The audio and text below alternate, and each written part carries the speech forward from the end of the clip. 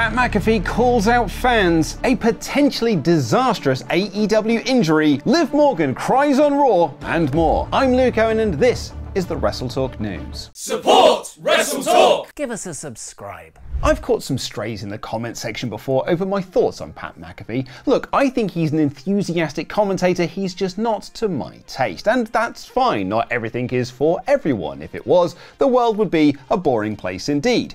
But it would appear that Pat's inclusion in the latest WWE 2K video game has ruffled a few feathers. Pat was announced as a round of DLC that will also include his friends from his podcast, Ty Schmidt, Boston Connor, AJ Hawk, and Darius Butler. You know, not wrestlers. And it turns out wrestling fans sort of wanted wrestlers in their wrestling video game. The DLC has received some backlash from fans, and now Pat himself has addressed this on Twitter, saying some of these bum-ass IWC folks are calling this the worst DLC of all time.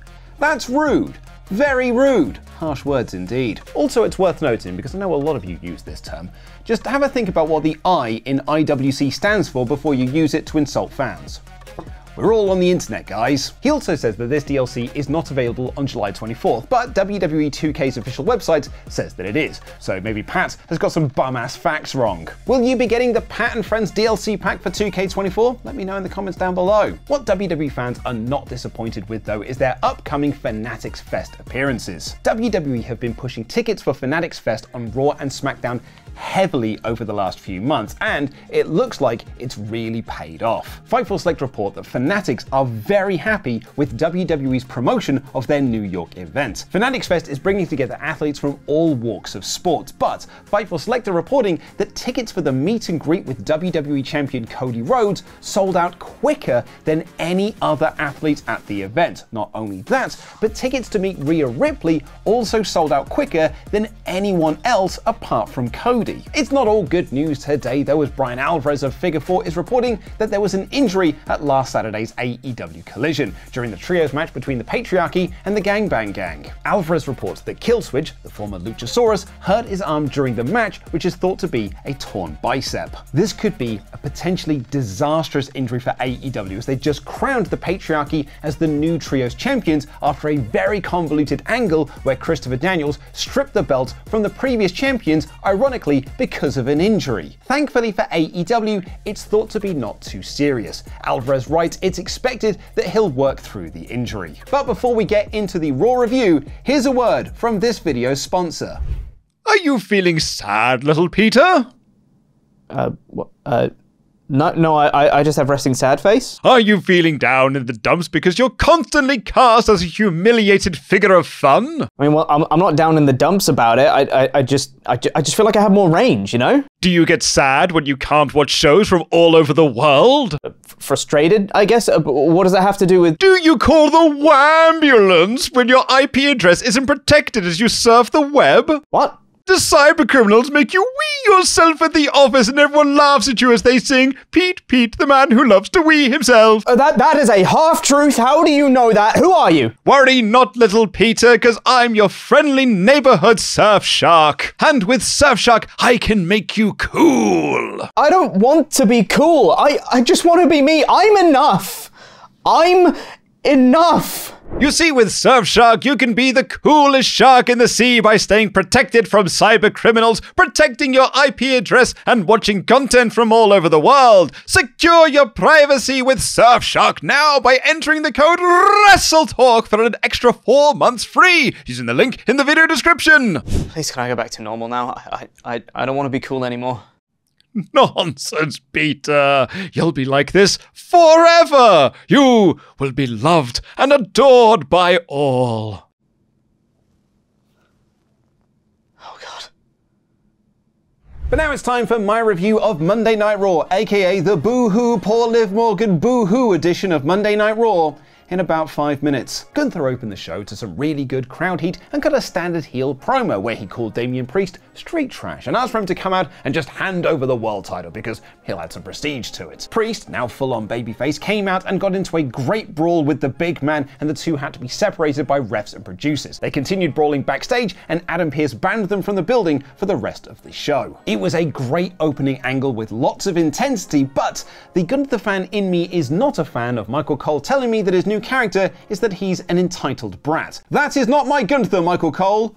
Good brawl though. And the intensity continued as Bron Breakker and Ilya Dragunov went out there and beat the absolute piss out of each other for the #1 contendership to Sami Zayn's Intercontinental Championship. This absolutely ruled. They beat each other up dead stiff and then just beat each other up some more dead stiff and then just did it all over again. It was awesome. This is wrestling right here. After hitting a Death Valley driver on the apron, Ilya went for the H-bomb on the floor, but Breakker hit him with a spear and Dragunov cracked his head on the LED board. The referee called off the match and declared Breakker the winner. This is way better than DQ endings. Breakker will now face Sami at SummerSlam, where I hope they right the wrong of Money in the Bank. Judgment Day were playing PS5 in their Judgment Den, but Dom was worried about Rhea's potential relationship with Jey Uso. In an effort to look tough, Finn Balor said that they should go sort that Jey Uso out, but Rhea told them to leave him alone.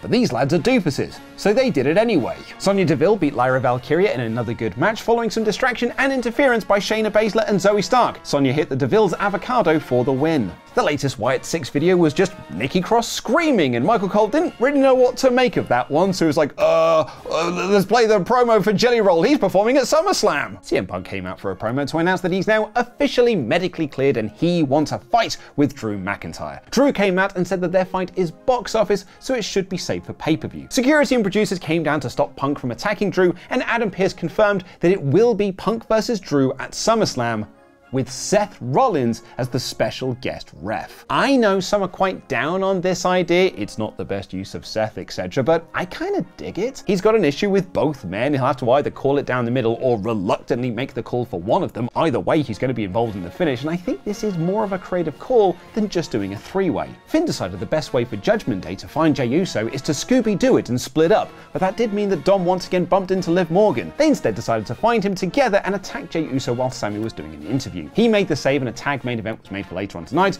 Rhea was not happy about this, and even less happy about Dom chatting with Liv again. The Final Testament beat Xavier Woods, Otis, and Akira Tozawa, with Maxine at ringside cosplaying as JK from Jamiroquai, in a match where local boy Otis was super over, and Woods demanded a match with Karrion Kross for next week. I'm ready for this story to get to the next chapter now. Speaking of stories needing to get there, Chad Gable came out with the Cries to chat with Alpha Academy, where he ran them down and asked them to rejoin his ranks. They again declined, they all brawled, and Otis teased hitting Chad with the world's strongest slam, but the Creeds made the save. The lights then ka-chunked and the Wyatt 6 distracted the Creeds so Uncle Howdy could get in the ring and hit Gable with the Sister Abigail. That was a cool visual. Bronson Reed and Pete Dunne's match didn't get started as Sheamus attacked both of them. Can't have a DQ if you don't start the match. Sheamus challenged Dunne to a match for another show. Rhea dragged Dom out to the ring by his ear to call out Liv Morgan and said that if she wants Dom, come and get him. Liv appeared in the crowd and said that Dom feels the same way about her as she does him. She said that gorgeous men like him don't want women like Rhea, they want women who look like Liv,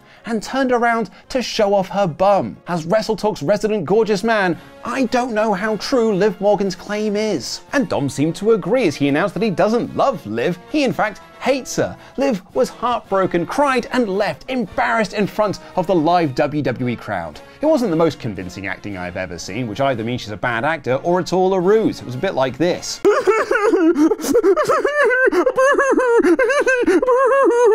Rhea, on the other hand, was very happy about this news, and she licked Dom's face to congratulate him on his choice. This was on the same show as that Wyatt 6 video. What a weird show. Zelina Vega was somehow cleared to wrestle despite her arm being in an actual cast, and she used that as a weapon to beat Zoe Stark in a fine little match. There was a lot of interference and distractions and brawling as the Party Girl and Lyra brawled with Sonya's crew. The Unholy Union claimed backstage that they run this division, despite only wrestling once since winning the belt nearly 40 days ago, and Sonya's mates walked up and said that they run this division, despite the fact they just lost a match. It's no wonder why some people just do not care about these belts. What they do care about, though, is Sami Zayn and Jey Uso tagging to take on the Judgment Day. This was a standard WWE tag formula, elevated by the star power in the ring. The crowd was super into the babyfaces making their comebacks and popped huge when Jey and Sami did the 3D. Judgment Day distracted and interfered, but the faces overcame all of that to hit a haluva kick and splash for the win. Breakker speared Sami to end the show. It felt like the show balanced out the wrestling and promo segments really well this week, which is a huge plus for me. And the stuff that worked really worked. A very good edition of Monday Night Raw. Now go and watch 3 Count, where Ollie and I predict SummerSlam in 3 words or less / fewer.